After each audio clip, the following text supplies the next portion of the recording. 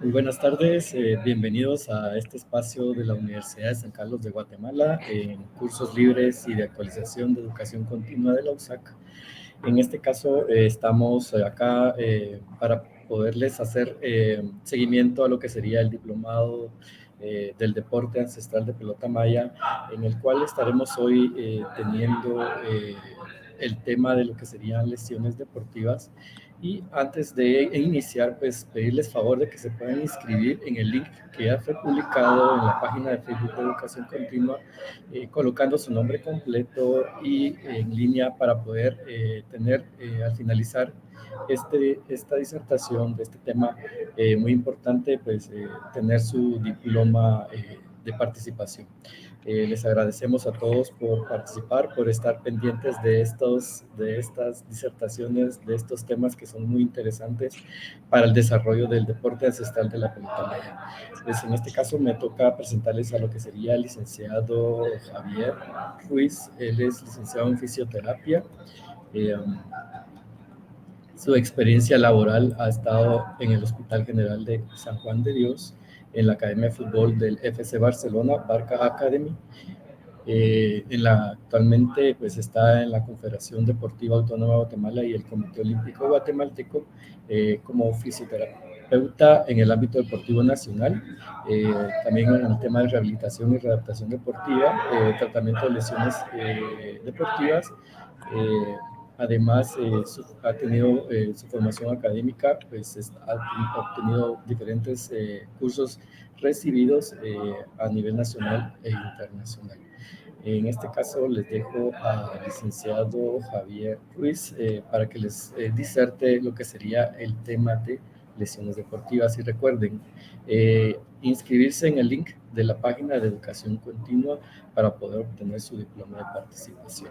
Les dejo la palabra al licenciado Javier Ruiz para presentar el tema. Muchísimas gracias, licenciado Herbert. Un gusto estar aquí presente para todos los que nos están viendo vía Facebook Live. Y pues va a ser un honor para mí presentarles este tema de la prevención de lesiones y sobre las lesiones deportivas. Ok. Para arrancar sobre lo que es propiamente la prevención de lesiones en el deporte, el día de hoy, quiero comenzar con un concepto muy importante para mí. Y por eso necesito que me cambien de diapositiva, por favor. Esto también quiero agregarlo desde un principio. Es una frase que va dirigida más que todo a los deportes de conjunto que trabajan en equipo, ¿sí? Entonces, la frase es la siguiente: los buenos equipos acaban por ser grandes equipos cuando sus integrantes confían los unos en los otros lo suficiente para renunciar al yo por el nosotros. Siempre hay que hacer un trabajo en equipo, más en estos deportes de conjunto. Cambiemos, por favor. Bueno, aquí es donde llegamos. Quería empezar con el concepto propiamente de qué es la fisioterapia. Quizás para muchos es un tema pues un poquito nuevo, un poquito fuera de lo común, que hasta el día de hoy pues está siendo un poquito más conocido el ámbito de la fisioterapia. Muy bien, ahora haciendo y dando en el concepto propiamente de la fisioterapia, podríamos decir que es ciencia y arte de la salud que ofrece un tratamiento terapéutico para rehabilitar, para prevenir y para tratar algún padecimiento que se dé a nivel del aparato locomotor del sistema neuromusculoesquelético, ¿sí? Dentro de la fisioterapia igualmente existen diferentes ramas en las que se divide. No es propiamente la fisioterapia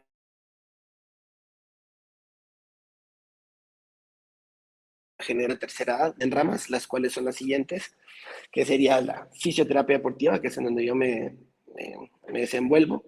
Está la fisioterapia geriátrica, que es en donde se tratan con personas de la tercera edad. La fisioterapia neurológica, pacientes con diferentes problemas y padecimientos neurológicos. Igualmente tenemos la fisioterapia pediátrica, que se trabaja únicamente con niños con diferentes padecimientos, enfermedades, diferentes patologías, ¿sí?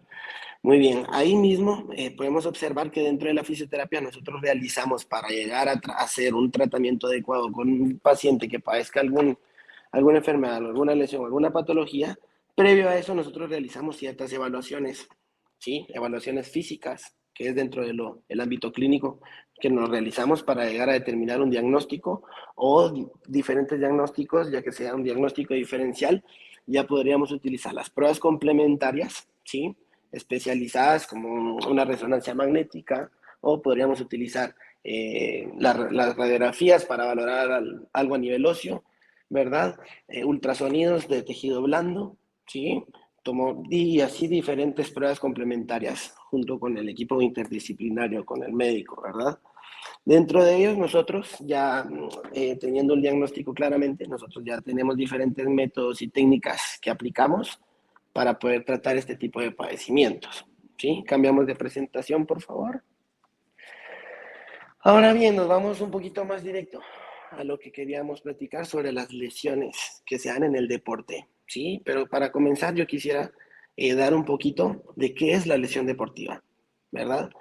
Como puede ser definida, ¿sí? Es una lesión o en este caso, un factor traumático que podría sufrir cualquier individuo durante la práctica deportiva, también ya sea una actividad física común, ya sea un entrenamiento en gimnasios o en cualquier actividad que realice, al igualmente durante también la competición como nosotros solemos atender aquí en el alto nivel y en el élite, ¿verdad? Del deporte, ¿sí? Entonces eso sería una lesión deportiva, es un accidente que se sufre durante alguna actividad. Cambiamos, por favor.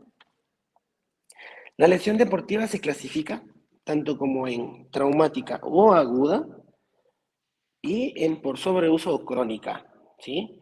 Traumático o aguda, pues podríamos decirse que se da en el momento, ¿sí? Es un trauma, pongamos un ejemplo, alguien que esté jugando al fútbol y recibe una falta y va directamente a la zona del tobillo, podríamos decir que es una lesión traumática por golpe, ¿sí?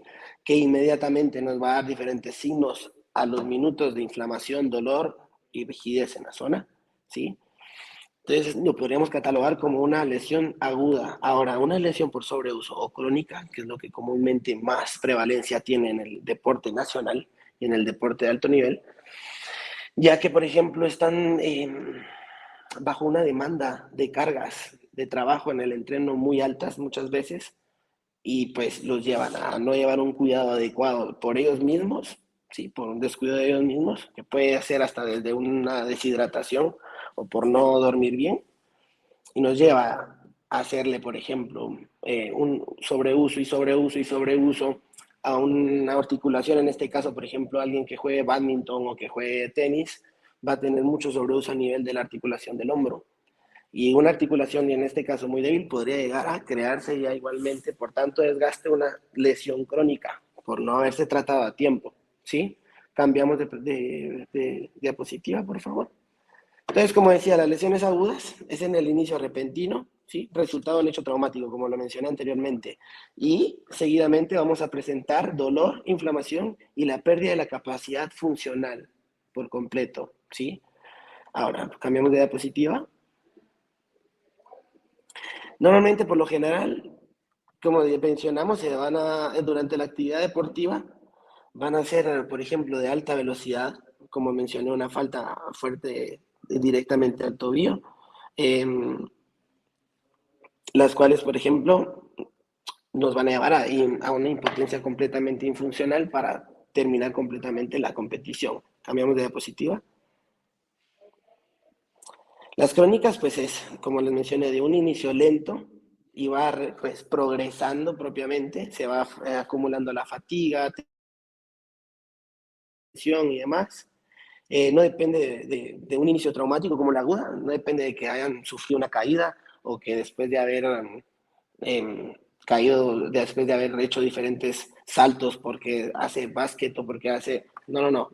Es más que todo por el sobreuso. Ejemplo, alguien que corre diariamente, por ejemplo, un fondista, que sus entrenos es correr todos los días, obviamente ahí va a haber un sobreuso de las articulaciones del tren inferior y pueden desencadenar una lesión, ya sea a nivel de cadera, rodilla, tobillo o de espalda baja. Igualmente, implican un aumento gradual del daño estructural, totalmente. Nosotros empezamos con un dolor en un mes de enero, pongamos, Seguimos con el dolor gradualmente, lo vamos soportando, lo dejamos pasar con el tiempo, dejamos unos 2 días de descanso, mejoramos un poco. Posteriormente a eso nos metemos nuevamente, nos sometemos, perdón, a cargas y eso va a resultar nuevamente con dolor. Entonces ahí se va haciendo ese sobreuso y mal uso también de la articulación. Abusamos también de nuestro cuerpo y lo que provocamos ya es una lesión crónica propiamente. Más difícil igualmente en el tiempo de recuperación, lo agravan. El tiempo pues puede alargarse de recuperación por dejarlo pasar por tiempo, ¿verdad? Cambiamos de diapositiva. Ahora, clasificación según el tejido lesionado. ¿Qué lesiones podemos tener nosotros tanto como a nivel de ligamentos, de músculos, tendones, hueso, cartílago? Ligamentos, estamos hablando de los esguinces, por ejemplo. El esguince a nivel de tobillo, ¿sí? Podemos tener igualmente esguinces a nivel de la rodilla, que comúnmente suelen ser más en tobillo, dependiendo del deporte. Hablando ahorita un poquito sobre el deporte de ancestral, totalmente pueden darse mucho a nivel de tren inferior, ¿sí?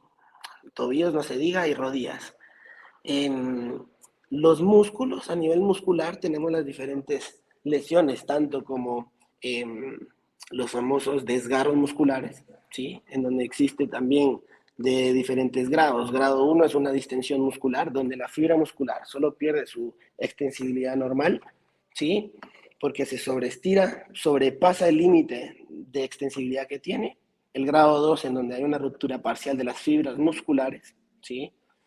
Y un grado 3 pues donde hay una ruptura total del músculo. Ahora bien, se tiene que también igualmente deducir qué tipo de lesión muscular es la que presenta. Muchas veces puede ser directamente en el vientre muscular, muchas veces puede ser tanto como en el tendón donde se inserta y va un poquito más cerca por centímetros, llegando igualmente al músculo, entonces puede ser una lesión tendinosa muscular también, ¿verdad?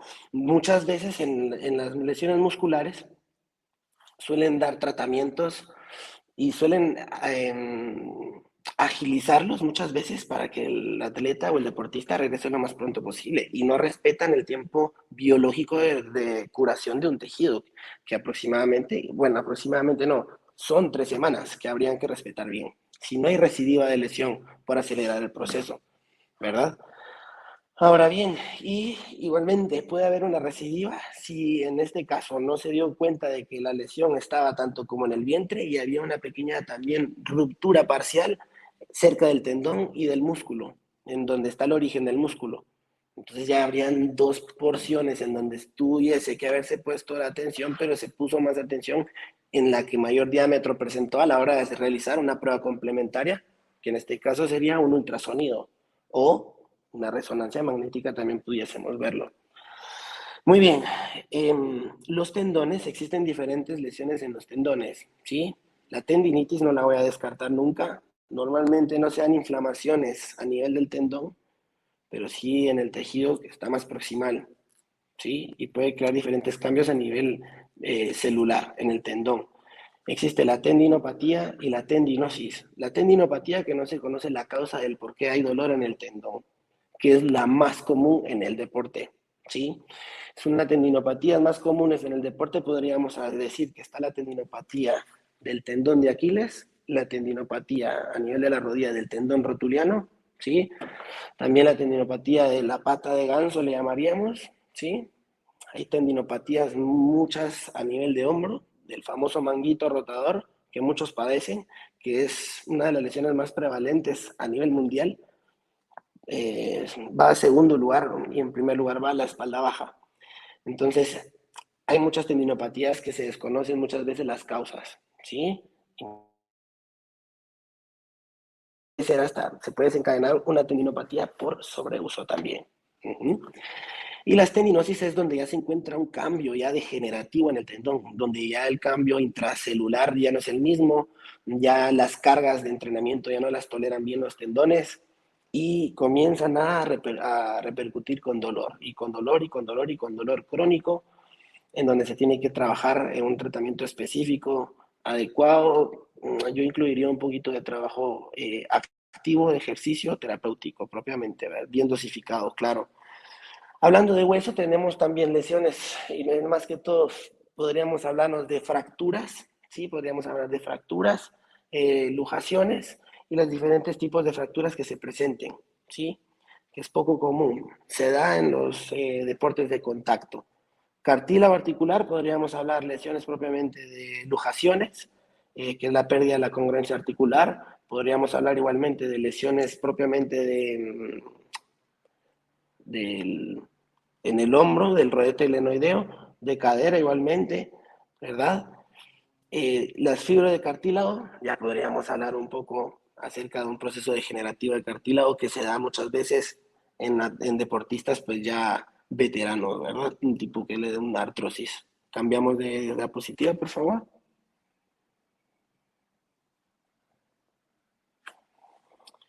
Factores de riesgo. Muy bien.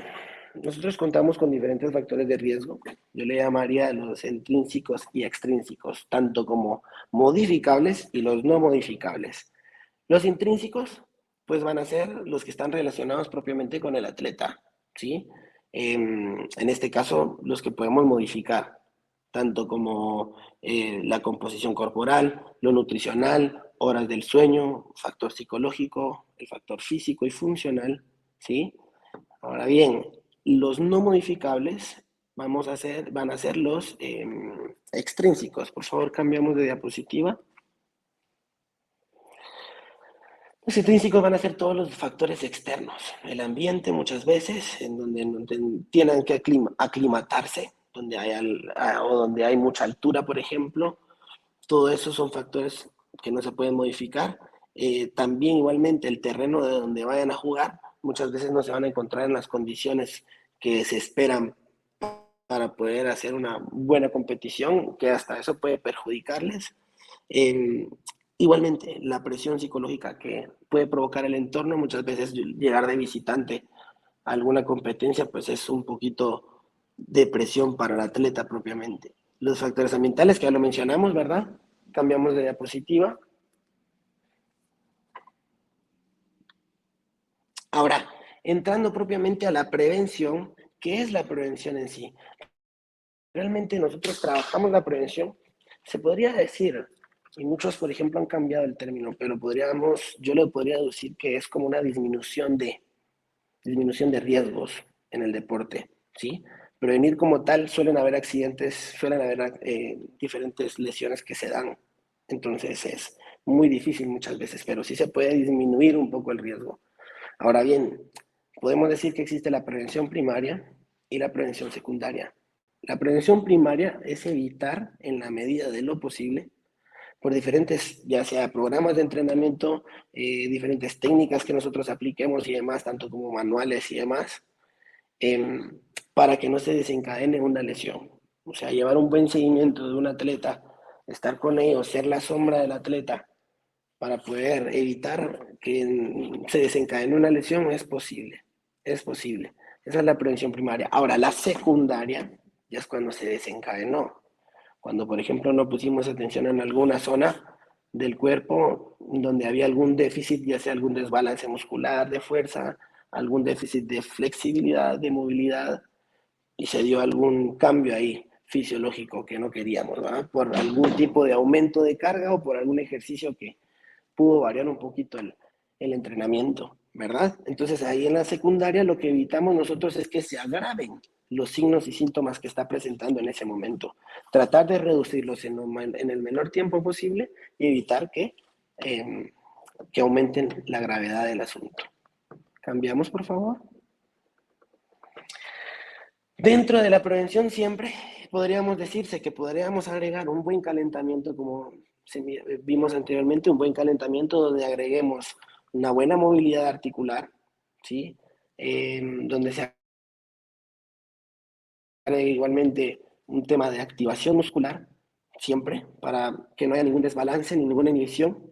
Y posteriormente a eso, pues desarrollar la actividad deportiva y al finalizar la actividad deportiva realizar los estiramientos, porque muchas veces mucha gente no calienta adecuadamente, no mueve adecuadamente sus diferentes partes del cuerpo si no estiran desde un principio y hacen un estiramiento estático. Lo único que van a lograr ahí es relajar al músculo.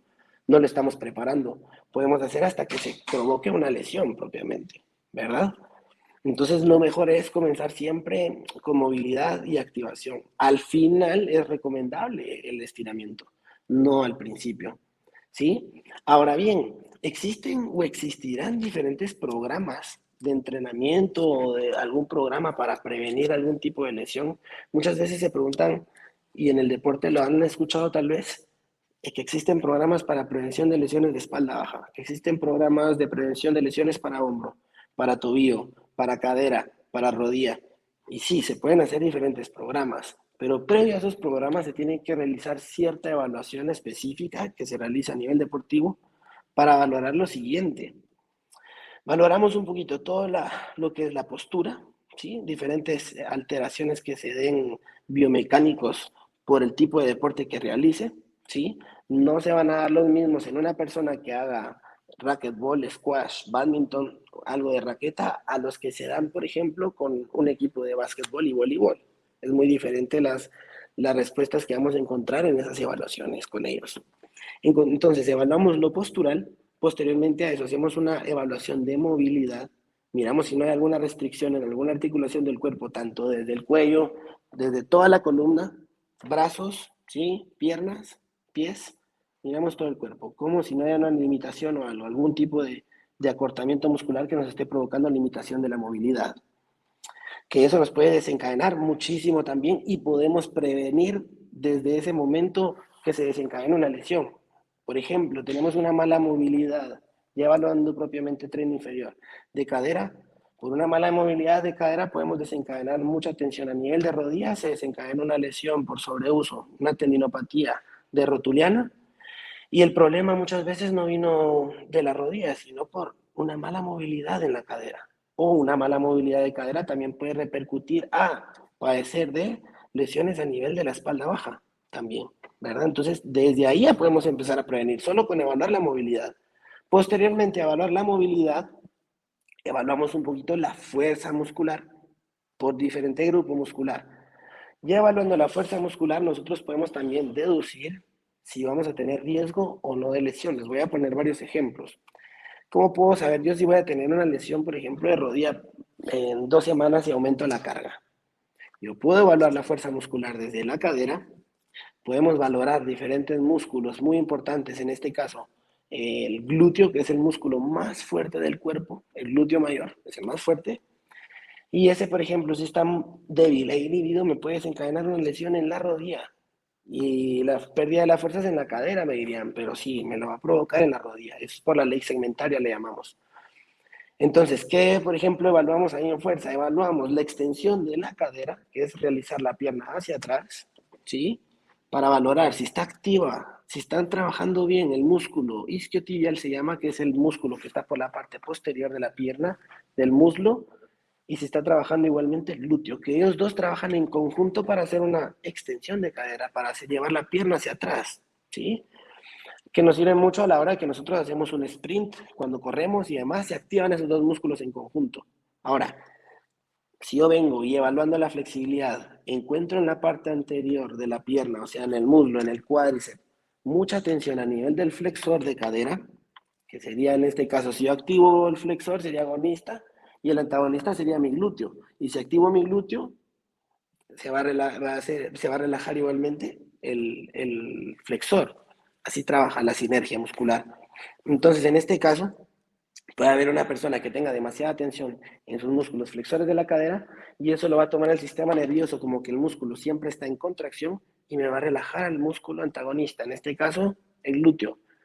Entonces, a la hora yo de evaluar la fuerza, miramos que no me responde el glúteo, inhibimos al glúteo, quitamos al músculo femoral para ver la respuesta propia del glúteo y podemos observar que el glúteo no responde a una resistencia propiamente que le hace el fisio, por ejemplo. Una fuerza resistencia que nosotros le hacemos contra una fuerza isométrica,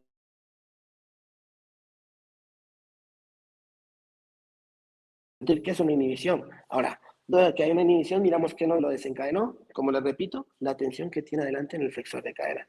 Entonces, en esa evaluación ya podemos deducir que nosotros eliminando la tensión del flexor de la cadera y activando la zona glútea, podemos evitar que nuestro isquiotibial haga el trabajo tanto como que de él, más el del glúteo. O sea, prácticamente estaba haciendo un 50% extra nuestro músculo detrás de la pierna. ¿Y eso qué nos provoca? Desgarros musculares, ¿sí? Fatiga muy temprana en la actividad deportiva del músculo isquiotibial, de la parte posterior de la pierna, repito, por esa simple inhibición. ¿Y qué nos le estaba provocando? Una tensión en la cadera. Y también pudiese ser que tenía debilidad muscular en el músculo isquiotibial y por eso se fatiga rápido. ¿Verdad? Ese es un ejemplo. Otro ejemplo que nos podría también desencadenar en la espalda baja una lesión podría ser los mismísimos glúteos, ¿sí? Y la falta de fuerza a nivel del todo el core. Cambiamos de diapositiva, vamos a hablar un poquito de eso, por favor. Normalmente el core es un cilindro, es un corsé fisiológico, le llamaríamos nosotros los fisios, que lo conforman diferentes músculos muy importantes para la estabilización lumbopélvica, ¿sí? La estabilización lumbopélvica es lo que es la principal función de estos músculos para evitar diferentes lesiones a nivel de la columna vertebral, ¿sí? Ahora bien, el más importante de estos músculos podríamos hablar que es el transverso abdominal, seguido del diafragma, ¿sí? Igualmente el recto abdominal, tenemos los oblicuos, oblicuo interno, oblicuo externo, ¿sí? Diferentes músculos que lo acompañan, junto con dorsal ancho. Entonces es en conjunto. Todos estos músculos, si realmente están débiles y no me hacen su función como tal, que es estabilizar la zona lumbopélvica, ¿quién podría compensarme a mí eso? Los músculos propios de cadera. Entonces, evaluando nosotros y viendo ese desbalance, como pueden observar ahí con una pequeña sentadilla, podríamos decir que está un desbalance de core. ¿Y quién me va a compensar esa postura correctamente? Las caderas. Y fatigándose las caderas, no habiendo fuerza en glúteos y en los músculos importantes de cadera, con fatiga, eso lo que nos va a llevar es a tensión muscular. Nos va a desencadenar tensión muscular, tanto como en toda la zona de la cintura y en la espalda baja. Y va a ser por lo mismo, porque no tenemos fuerza en la musculatura de cadera y la musculatura del core está débil. Es la importancia de tener fuerte el core para evitar que se nos fatiguen las caderas y que nos desencadene una lesión.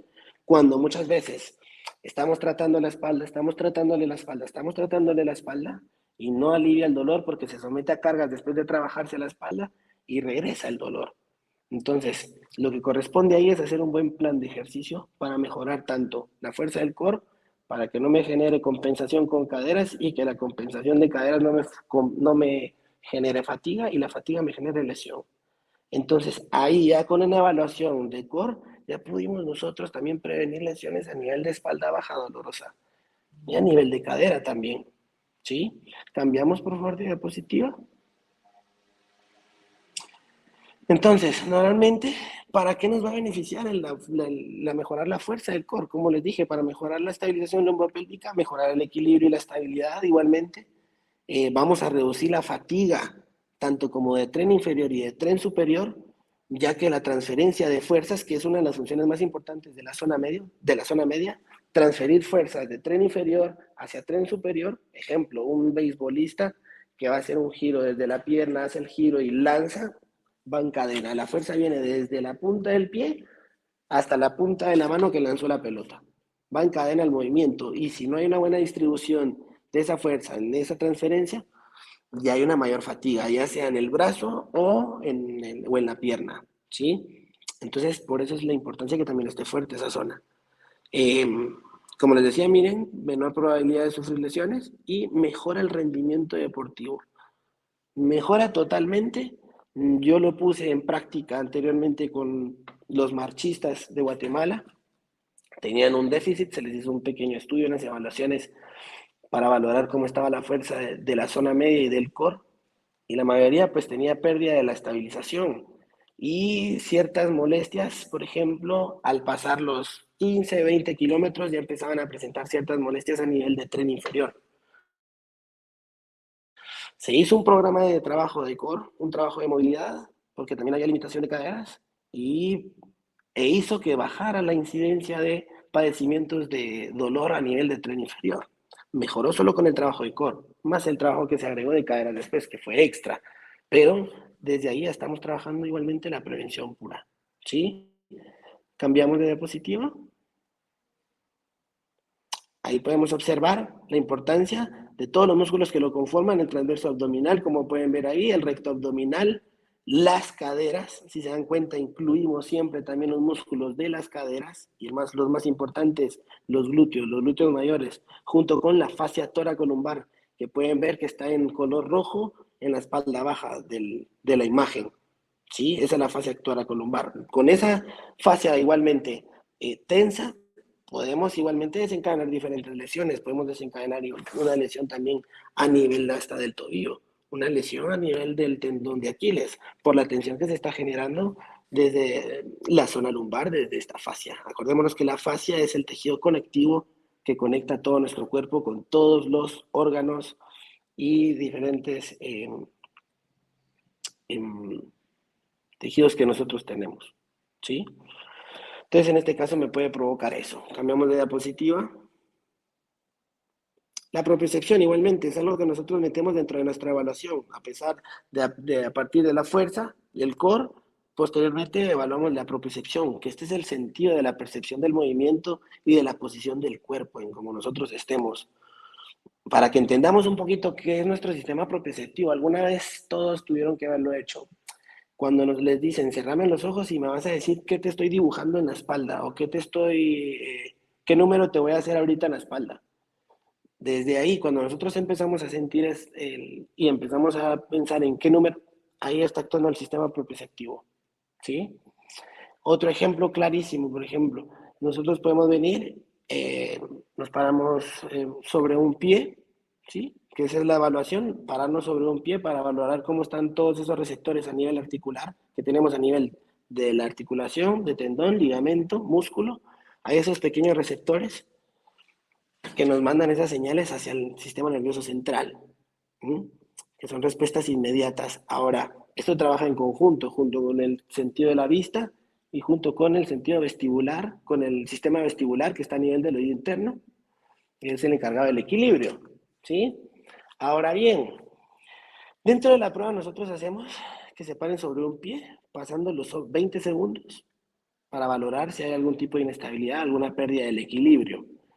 La mayor parte de los atletas logran los 20 segundos. Ahora, quitamos uno de los tres que trabajan en conjunto, que en este caso dijimos el sentido de la vista, el sistema vestibular y el sistema propioceptivo, eliminamos el sistema visual y el sistema propioceptivo tiene que compensarlo del sistema visual.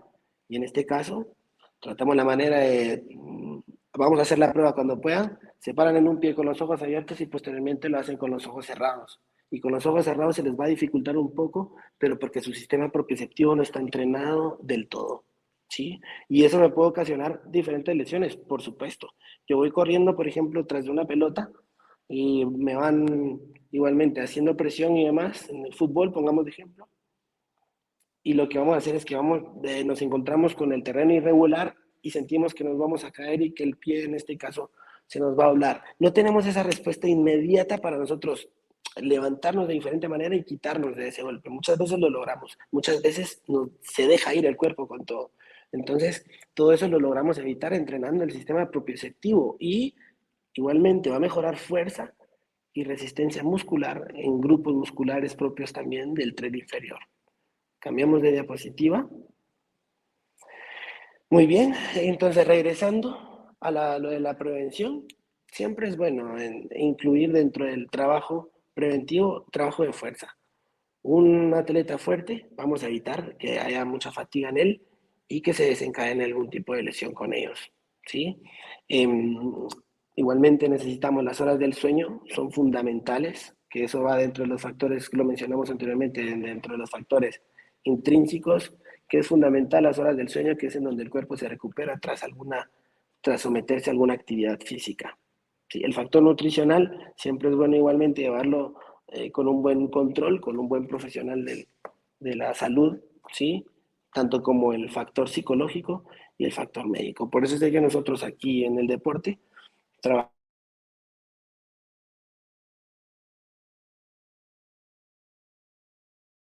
en conjunto disciplinar.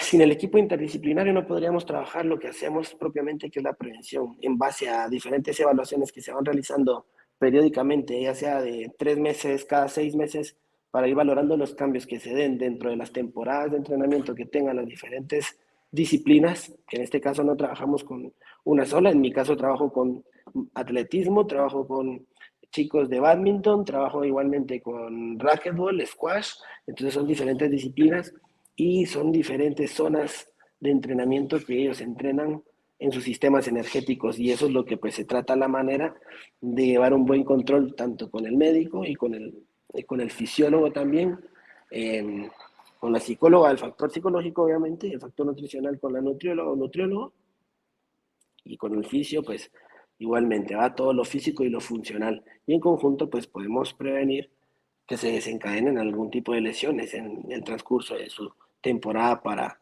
prepararse a algún tipo de competición, ¿verdad? Y al igualmente, cuando el entrenador nos dice que se van a aumentar las cargas de entrenamiento, nosotros tenemos que igualmente agregar ciertas evaluaciones para poder también igualmente descartar que vaya a desencadenarse una lesión durante ese proceso de preparación que ellos tengan. Cambiamos de diapositiva. Muy bien, entonces no sé si alguien tiene alguna pregunta, podemos hacer aquí preguntas y contestar algún tipo de duda que tengan.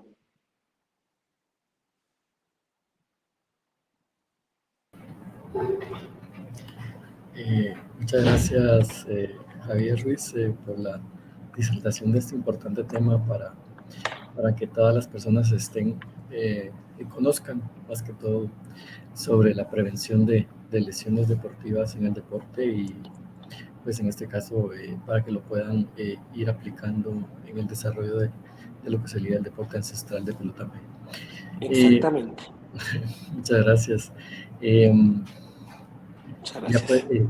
vamos a revisar acá en los comentarios si tenemos alguna pregunta o consulta, pues si no, pues que nos la hagan llegar para podérsela hacer ver Muy a... bien. Vamos a ver. Perfecto. Así respondemos cualquier pregunta que tengan, alguna duda o algo.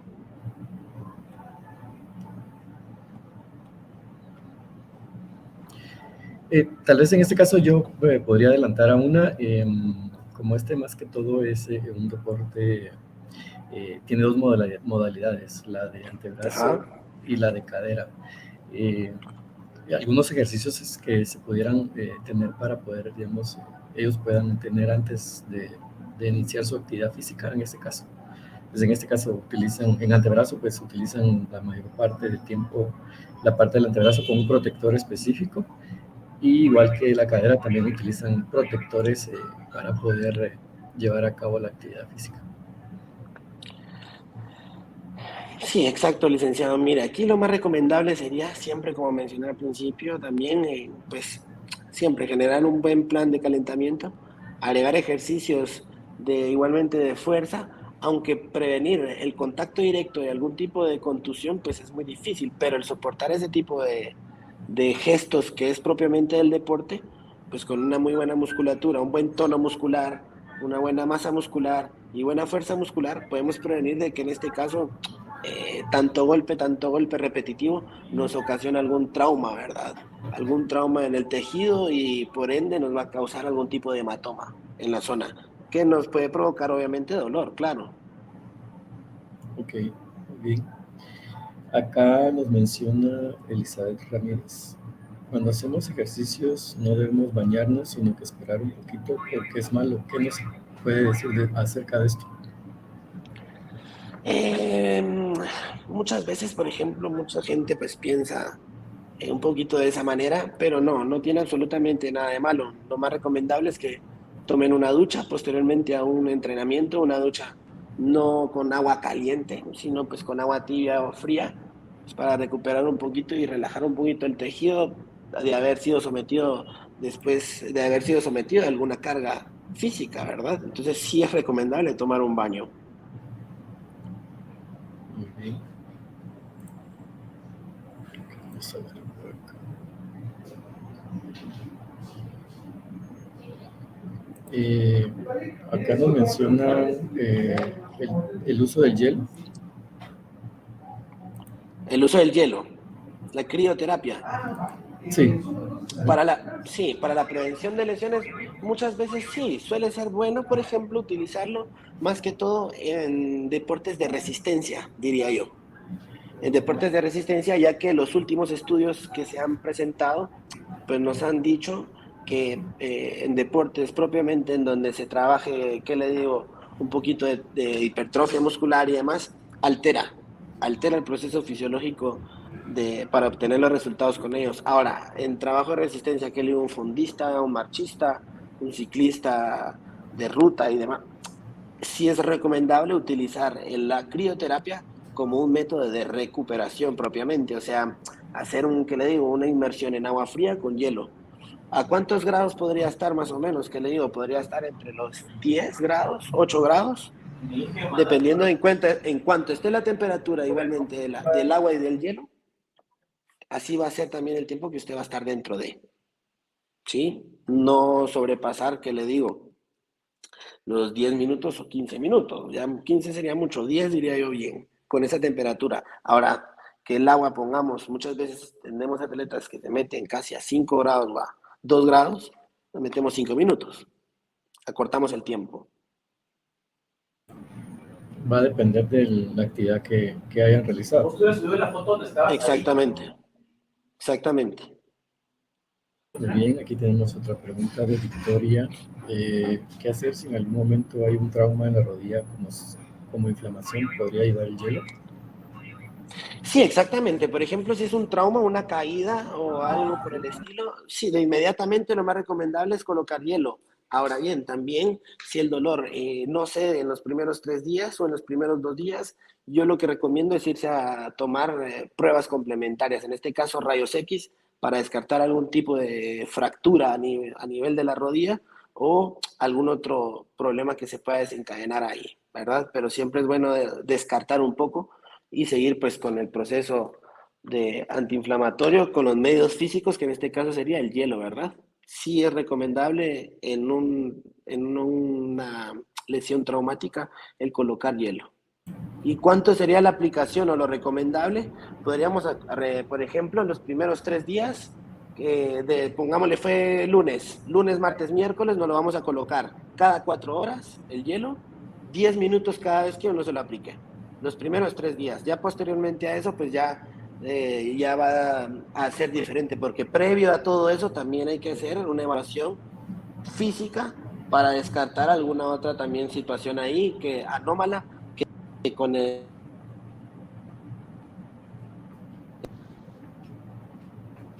nos perjudique. Que en este caso, pues que visiten si el trauma no se dio, pues que visiten un especialista. Exactamente, sí, exacto, sí, tenemos que evaluar previo a. Pero sí, mientras tanto, como método emergente, podemos utilizar la crío. Ok, acá indican que después de la actividad física, Blamar Rodríguez nos indica que tanto afecta que pongamos los pies calientes después de una actividad física en el piso frío. Nada, al contrario, lo que podemos provocar ahí es un poquito de relajación de toda la fase a plantar. Entonces no vamos a provocar nada. Muchas veces podrían provocarse algún resfriado, pero posiblemente el que hizo la actividad física tenga muy bajas sus defensas o un sistema inmunológico muy débil. Entonces lo recomendable ahí es que se vitamine bastante o que vaya con el médico para que le haga un chequeo en el laboratorio y así poder ver y descartar que por estar descalzo con los pies sobre el piso se le desencadenó eso, que muchas veces ese es el temor de hacer ese tipo de situaciones, de después de entrenar, pararse sobre un piso frío, pero no, al contrario, lo que va a hacer es relajarle el tejido, no es contradictorio. Muy bien. Aquí hay otra pregunta.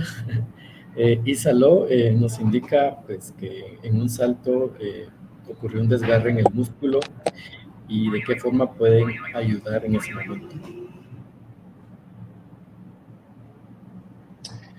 Sí, en este caso, como en primera instancia, si no sabemos si realmente es un desgarro muscular o si es una distensión muscular, que es muy diferente o algo, debemos de colocar hielo las primeras 48 horas, ¿sí? Los primeros 2 días, colocar hielo de la manera que lo expliqué anteriormente, cada 4 horas, 10 minutos, y valorar va cediendo el dolor en esos días, cómo va cambiando las sensaciones. Y si, por ejemplo, el dolor está idénticamente o peor muchas veces, a los 2 días o 3 días, lo más recomendable es sacarse un ultrasonido de tejido blando para descartar o para valorar la ruptura que tenemos o que se presenta en el músculo. Entonces, lo que hay que hacer inmediatamente, sin saber, mejor el hielo. En ese momento es hielo. Hielo, hielo, los primeros 2 días. Posteriormente, si sigue dolor, con el especialista sacar un ultrasonido. Ok. Bueno,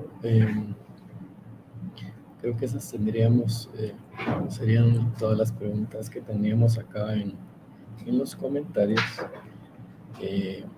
Pues agradecerte pues por la disertación de este tema muy importante y pues Claro que sí, a creemos que ustedes por el espacio. nos va a servir a todos, ¿verdad?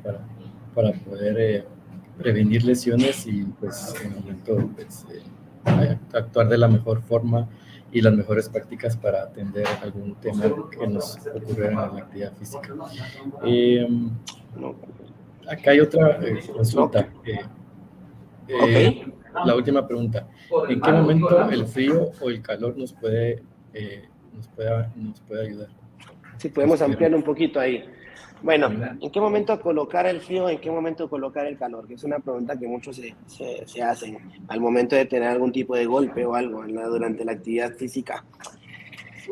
Miren, normalmente si es como lo mencionamos, es una lesión aguda, sí, es una lesión traumática en el momento en donde ustedes están en la actividad física y reciben un golpe fuerte o después de la actividad física se resiente con un dolor en alguna zona, lo mejor es el hielo. En ese momento lo más recomendable es colocarnos hielo, siempre. Las primeras 48 horas del dolor, cuando comienza, lo mejor es colocarnos el hielo. En procesos agudos, ¿sí? En procesos crónicos, nosotros ya vamos a utilizar un poquito el calor. ¿Por qué no en el proceso agudo? Me podrían preguntar también ahorita el calor. Porque normalmente hay un proceso inflamatorio. Entonces lo que nosotros no queremos es aumentar el flujo sanguíneo en la zona para que se aumente, obviamente, la inflamación local, ¿verdad? Entonces lo que necesitamos es cerrar los vasos sanguíneos en esa zona, que por eso es el efecto fisiológico del hielo, en una vasoconstricción, cerrar los vasos sanguíneos en la zona y evitar ese paso de sangre continuo que nos provoque mayor edema y mayor inflamación. Entonces es por eso que no colocamos el color en un proceso agudo o inflamatorio, ¿sí? Ahora, ¿y por qué lo coloco en un proceso crónico?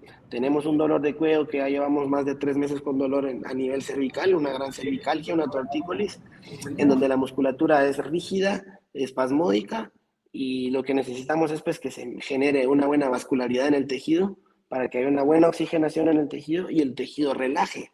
Entonces, ¿eso quién nos lo va a provocar? El calor. ¿Por qué el calor? El efecto fisiológico es hacer una vasodilatación local para que se desencadene esa vascularidad y ese cambio celular en la zona afectada, ¿verdad? Entonces, en esos momentos es lo adecuado utilizar el calor y el frío.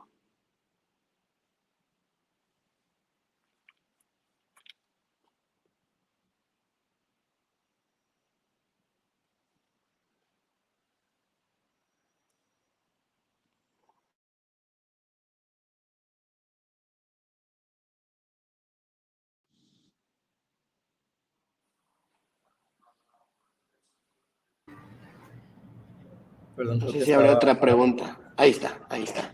No sé si habrá otra pregunta, licenciado. Pues creo que la de Rafael Rivera nos indica cuál es Ah, el ya. tiempo aproximado de terapia física o ejercicios en lesiones de articulaciones, ejemplos en esguinces y fracturas. Bueno, pues eso va a variar un poquito del paciente o del atleta que se esté tratando. Ahí sí que va a depender de la morfología, también del factor genético, muchas veces del tiempo de recuperación. Pero un aproximado de una recuperación de un esguince, pongamos un grado 1, que es una distensión del ligamento, y el grado 2, pues una ruptura parcial, y grado 3, una ruptura completa. Pues, ¿qué le digo? El grado 1 podríamos hablar que en 1 o 2 semanas, pues ya estamos nuevamente en la actividad física. Aquí normalmente un atleta de alto nivel con un esguince grado 1 no paramos. O sea, se le da tratamiento baja las cargas en su entrenamiento y seguimos y no hay reposo. Entonces, pues se recupera un poquito más rápido. Pero, por ejemplo, una persona que hace deporte o actividad física únicamente los fines de semana, sí se va a recuperar un poquito más lento, y hay otros factores intrínsecos que también pueden ser, que nos pueden también perjudicar en la recuperación del tejido, que en este caso podría ser que sea la persona muy obesa, que tenga problemas de diabéticos, mucha insulina en la sangre, igualmente que sea una persona que fume. El tabaco igualmente va a retrasar un poquito el tema de cicatrización del tejido. Entonces, eh, así va a tardar el tiempo también de terapia física que se le vaya dando en base al tiempo de curación del tejido, más los ejercicios que se vayan trabajando. Obviamente, y también los ejercicios van a ser parte del tratamiento de recuperación del paciente o del atleta, ¿verdad? Entonces, tiempo aproximado de terapia o de ejercicios en esas lesiones varían, pero como les repito, en esguinces puede ser tanto como de grado 1 de una semana a 2, y de un grado 3 podemos hablar casi de un mes, podemos decir de casi 6 semanas, ¿verdad? Y de una fractura podríamos decir, dependiendo del tipo de fractura que presente, podría ser una fractura desplazada, una fractura expuesta. Así van a ser el tiempo también de curación del tejido que va a tardar, y el tiempo de recuperación de la movilidad, de la función, de la fuerza, ¿verdad? Entonces varía el tiempo.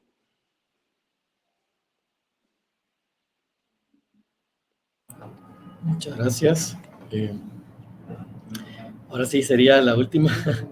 Gracias por Muy el bien. tiempo y pues a toda la audiencia, pues muchas gracias por participar y por estar pendiente de los diferentes temas del diplomado. Y recuerden que en su momento, pues en la página de Facebook se va a estar publicando lo que sería la convocatoria a la eliminatoria para lo que sería la Copa Mundial de Pelota Maya, que se está realizando próximamente en el 2023. Y pues ahí se estará dando toda la información correspondiente. Pues agradecemos a la Universidad de San Carlos de Guatemala por el espacio y a Educación Continua también, ¿verdad? Para estos temas y pues el desarrollo de este diplomado de deporte ancestral de la pelota maya. Y muchas gracias, Javier Ruiz, por tu tema disertado, muy excelente tema, y esto nos va a servir mucho a todos en el desarrollo de este deporte. No, muchas gracias, licenciado. Igualmente, muchas gracias a todos los que nos estuvieron escuchando y demás, a los interesados. Y pues muchas gracias por el espacio, y muchas gracias igualmente a la Universidad de San Carlos de Guatemala por dar la oportunidad de dar a conocer sobre la fisioterapia del deporte. Feliz tarde.